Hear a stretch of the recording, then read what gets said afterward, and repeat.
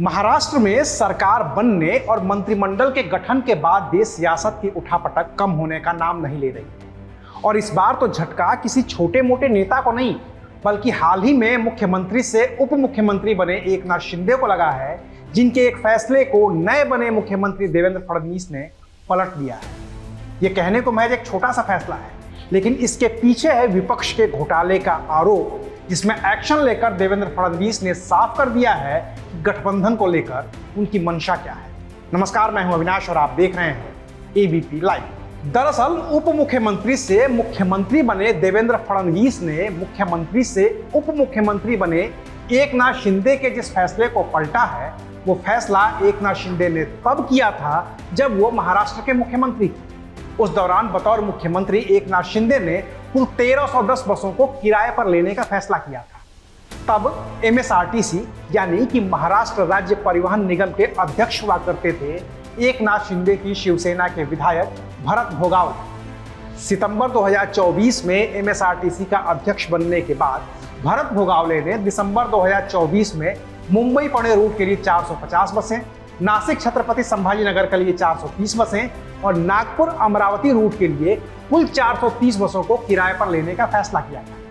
हालांकि ये कोई पहली बार नहीं था कि बस किराए पर ली जाने की। साल 2022 में भी बसें किराए पर ली गई थी, लेकिन 2022 के किराए में और 2024 के किराए में अंतर को लेकर विपक्ष ने एकनाथ शिंदे सरकार को घेर लिया और भ्रष्टाचार के आरोप लगा दिए।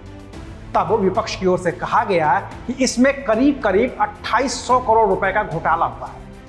हालांकि जब सरकार बदली और अब उप मुख्यमंत्री रहे देवेंद्र फडणवीस मुख्यमंत्री बन गए हैं, तो उन्होंने एकनाथ शिंदे के इस फैसले पर रोक लगा दी है और कह दिया है कि अब इन बसों का किराए पर नहीं लिया जाएगा।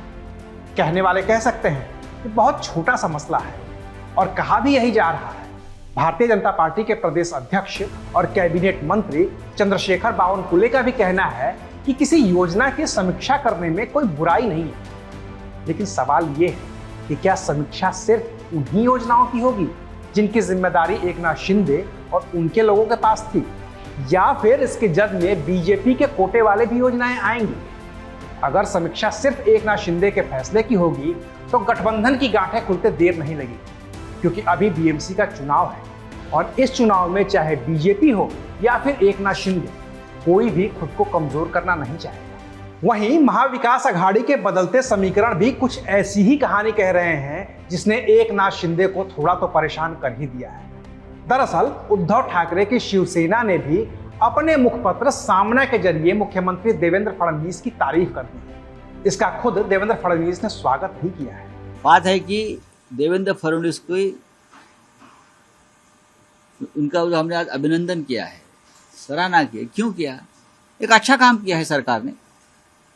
जरूर हम अपोजिशन में बैठे हैं, लेकिन हमारी महाराष्ट्र से नाता है, राज्य हमारा है, और इस राज्य में गढ़चिरौली जैसे जिले में जो नक्सलवाद है, वो नक्सलवादी अगर आत्मसमर्पण करते हैं और संविधान का मार्ग अपनाते हैं मुख्यमंत्री के सामने, तो उनका हम स्वागत करेंगे। दूसरी बात ऐसी है, और रही सही कसर शरद पवार की बेटी और एनसीपी सांसद सुप्रिया सुले ने पूरी कर दी है, जिन्होंने कहा है कि महाराष्ट्र में फडणवीस सरकार अच्छा काम कर रही है। एक ही आदमी देख रहा है कि बहुत ताकत से काम कर रहा है, उसका नाम है देवेंद्र फडणवीस। बाकी कोई दिख ही नहीं रहा है, तो सिर्फ मिशन मोड में देवेंद्र जी ही काम कर रहे हैं सरकार में, ऐसा तो दिख रहा है सब जगह। टीवी भी कहीं देखो, सिर्फ देवेंद्र जी दिखते हैं। अब अगर दो बड़े बड़े विरोधी भी फडणवीस की तारीफ कर रहे हैं, तो जाहिर है कि एकनाथ शिंदे को परेशानी तो होगी ही होगी। और इस सियासी परेशानी के बीच में ही एकनाथ शिंदे के फैसलों की समीक्षा तो यही बता रही है कि महाराष्ट्र में खेला अभी बाकी है। शुक्रिया, आप देख रहे थे एबीपी लाइव।